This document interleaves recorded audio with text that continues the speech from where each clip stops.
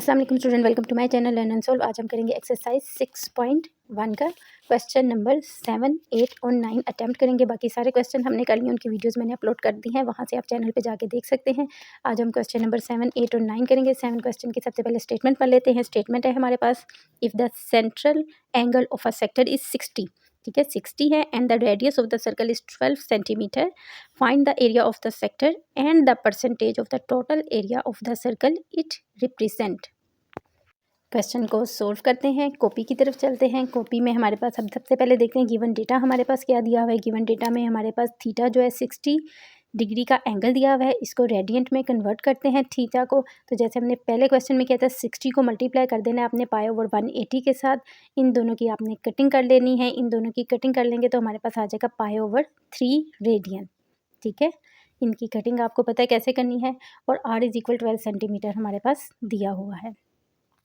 Next, area of a sector का formula लगाते हैं। लास्ट क्वेश्चन में भी हमने एरिया का फार्मूला किया था, ए इज इक्वल 1/2 आर स्क्वायर और थीटा 1/2 एज इट आ जाएगा। आर हमारे पास यहाँ पे 12 सेंटीमीटर दिया हुआ है, तो आपने 12 सेंटीमीटर ही लिखना और बाहर स्केल लगा देना ब्रैकेट के बाहर। और थीटा आपके पास पाई ओवर 3 आया था, ये हमारे पास रेडियन, तो ये इसकी वैल्यू पुट कर दी। अब इनको मल्टीप्लाई करते हैं। सबसे पहले 12 को 2 टाइम मल्टीप्लाई करना है, तो आपके पास आ जाएगा 144 सेंटीमीटर स्क्वायर, ठीक है। ये आपके पास आ जाएगा। और मल्टीप्लाई थीटा ओवर 3 वैसे ही आ जाएगा। कटिंग कर लेते हैं। सबसे पहले 2 की कटिंग कर लेते हैं 144 के साथ। 2 की 144 से कटिंग करेंगे तो हमारे पास आ जाएगा 72। फिर 3 की कटिंग कर लेते हैं 72 के साथ। 3 के टेबल में 72 आता है 24 पे, यहाँ पे 24 आ गया। अब ऊपर हमारे पास 1 है, 24 है और पाई बच गई है। ए इज इक्वल आ जाएगा 24 पाई सेंटीमीटर स्क्वायर आपके पास आ जाएगा। यहाँ पे आपने अब पाई की वैल्यू पुट कर देनी है, क्योंकि 24 मल्टीप्लाई हो रहा है पाई के साथ, ठीक है। इसलिए 24 को पाई की वैल्यू 3.14 के साथ मल्टीप्लाई कर दें तो आपके पास आ जाएगा 75.36 सेंटीमीटर स्क्वायर। इसको राउंड ऑफ कर लेते हैं। 6 में से 1 ऐड कर दें 3 में, तो आपके पास यहाँ पे 4 आ जाएगा। 75.4 centimetre square area of sector आपके पास अभी ये फर्स्ट सोल्यूशन आया है, ठीक है। ये यानी कि वो वैल्यू आई है जैसे पास होने में हमें चाहिए होती है ना, नंबर जितने आपके आए हैं, ये वो वाली आई है। अभी हमने बाकी मज़ीद चीज़ें, क्योंकि इसने इसको कहा था परसेंटेज में कन्वर्ट करना है आपने, ठीक है।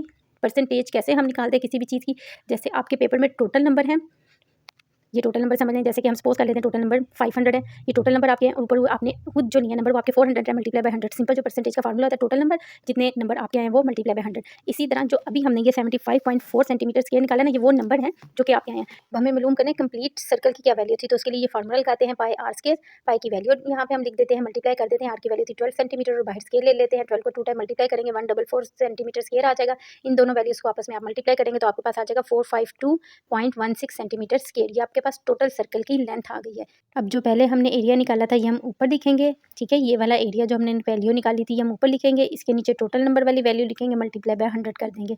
सबसे पहले आप 75.4 को 100 से मल्टीप्लाई कर दें तो आपके पास 7540 आ जाएगा। इसको डिवाइड कर दें नीचे वाली रकम के साथ, तो आपके पास आंसर आ जाएगा 16.67%। ये आपका आंसर है।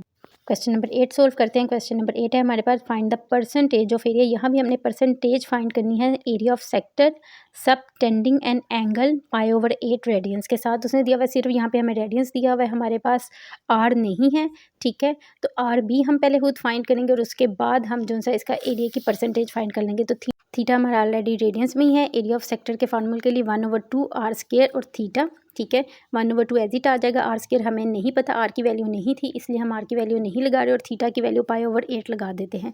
ऊपर वाली वैल्यूज़ को आपस में मल्टीप्लाई करते हैं तो हमारे पास आ जाएगा पाई आर स्क्वायर और नीचे 2 8 से मल्टीप्लाई होगा तो 16। हमारे पास आ गया है एरिया ऑफ अ सेक्टर। अब परसेंटेज फाइंड करने के लिए हम करते हैं area of a circle is equal pi r square, ठीक है। फार्मूला ऊपर पुट करते हैं, पाई आर स्क्वायर ओवर 16, जो पीछे भी हमने फाइंड किया ये ऊपर वो चीज़ आएगी हमारे पास। और नीचे टोटल नंबर, जैसे मैंने अभी आपको पीछे भी बताया, और टोटल नंबर नीचे लिखे मल्टीप्लाई बाय 100। अब एक मेथड ये है कि पाई आर स्क्वायर को अब यहाँ पे ही ऊपर नीचे काट दें, क्योंकि ये देखें डिवाइड तो हो रहे हैं, तो ये आपस में इनकी कटिंग सिंपली यहाँ पे हो रही है इन दोनों की, तो इनको काट दें। तो आपके पास बाकी क्या बचेगा, आपके पास बाकी बचेगा 1/16 मल्टीप्लाई बाय 100, ठीक है। एक मेथड मैं आपको इस तरह कर देती हूँ कि इनको यहाँ पे ही काट दें इसी फार्मूले में, इसी जगह पे, और आपके पास फिर बच जाएगा 1/16 मल्टीप्लाई बाय 100। परसेंटेज का निशान लगा लें, 100 को 1 से मल्टीप्लाई कर दें, 100% ऊपर आ जाएगा और नीचे आपके पास आ जाएगा 16। इन दोनों को जब हम डिवाइड करेंगे तो आपके पास आंसर आ जाएगा 6.25%। ठीक है, ये आपका आंसर आ जाएगा। ये सिंपल मेथड है कि पाई और आर स्क्वायर को ऊपर नीचे डिवाइड फॉर्म में है, इसी फॉर्म में इनको काट के आपका आंसर आ जाएगा। अब दूसरा मेथड क्या है, क्योंकि ये देखें पाई आर स्क्वायर ओवर 16 और नीचे वाला जो पाई आर स्क्वायर है डिवाइड हो रहा था, तो इसको डिवाइड की शक्ल में लिख लें और इसके नीचे 1 लिख लें, और जब डिवाइड को हम मल्टीप्लाई में चेंज करेंगे तो ये रेसिप्रोकल हो जाएगा, 1 ओवर पाई आर स्क्वायर आ जाएगा। पाई आर स्क्वायर यहाँ भी कट रहा है, ऊपर नीचे है, और 1 ओवर 16 बच रहा है। 100 से मल्टीप्लाई करके देंगे आप, तो नीचे 16 के साथ डिवाइड करेंगे, आंसर सेम आएगा, आंसर में फ़र्क नहीं आएगा। दोनों मेथड मैंने आपके सामने रखे हैं, जो मेथड आपको ईजी लगता है उस मेथड के साथ आप कर लें। चाहे फर्स्ट स्टेप पे ही पाई और आर स्क्वायर को काट दें, और चाहे नीचे उसको डिवाइड की फॉर्म में लिख के मल्टीप्लाई में चेंज करके तो कर लें। जिस तरह मेथड आपको इजी लगे वैसे आप सोल्व कर लें। नेक्स्ट 6.1 का लास्ट क्वेश्चन 9 सोल्व करते हैं। Circle sector of radius R is equal 12 centimetre has an angle of 150 degree. The sector is out and then bent to form a cone. What is the slant height and the radius of the base of this cone. ठीक है, slant height and the radius of the base cone हमने find करना है, तो ये हमारी height इसको represent करेगी यहाँ पर। और हिंट उन्होंने दिया हुआ है arc length of sector is equal होता है सर्कमफ्रेंस ऑफ कोन के। आर्क लेंथ, जो आर्क की लेंथ होती है, ये बराबर आएगी जो कि इसकी सर्कमफ्रेंस, इसकी गुलाई होगी उसके बराबर। तो इसको सोल्व करते हैं। हमारे पास गिवन डेटा दिया हुआ है R is equal 12 centimetre, theta हमारे पास है 150 डिग्री। इसको रेडियंस में चेंज कर देते हैं, 150 को काट देते हैं 180 के साथ, तो आपके पास ऊपर आ जाएगा 5 पाई ओवर 6 रेडियंस। ये आपका इसका आ जाएगा थीटे का वैल्यू।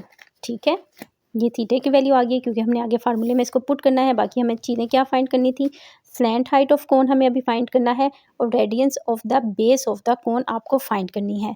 तो slant height of the cone is equal होती है रेडियंस ऑफ कोन के। ये दोनों क्योंकि एक दूसरे के इक्वल होती हैं, जो एक की वैल्यू इस तरफ होगी वही दूसरे की होगी। तो फार्मूला पुट करते हैं, आर्क लेंथ फाइंड करने के लिए आर थीटा हम लिखेंगे। ठीक है, ये आर्क इसको कहते हैं। आर आपके पास था 12 सेंटीमीटर, यहाँ पे 12 सेंटीमीटर लिख देंगे, और थीटे की वैल्यू थी 5 पाई ओवर 6 जो कि अभी हमने फाइंड की थी। इनकी कटिंग कर देते हैं, 6 1 द 6 6 2 द 12 सेंटीमीटर। 2 को 5 से मल्टीप्लाई कर दें तो आपके पास आ जाएगा 10 pi centimetre. 2 5 the 10 pi centimetre आ जाएगा।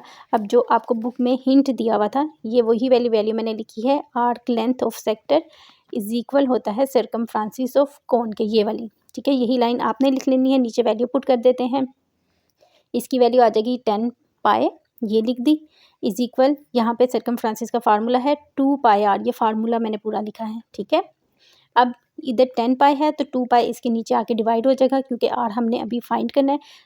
आर आपका इक्वल के उस तरफ ही रहेगा, क्योंकि आर हमने फाइंड करना है, इसलिए आर को हम नहीं टच करेंगे। 2 पाई नीचे आ जाएगा, पाई को आपने ऊपर वाले पाई के साथ काट देना है, और 2 की कटिंग आपने 10 के साथ कर देनी है। 2 5 द 10 होता है, आर आपके पास आ जाएगा 5। तो जो आंसर उसने हमें कहा था फाइंड करने का, radius of base of the cone R is equal 5 centimetre.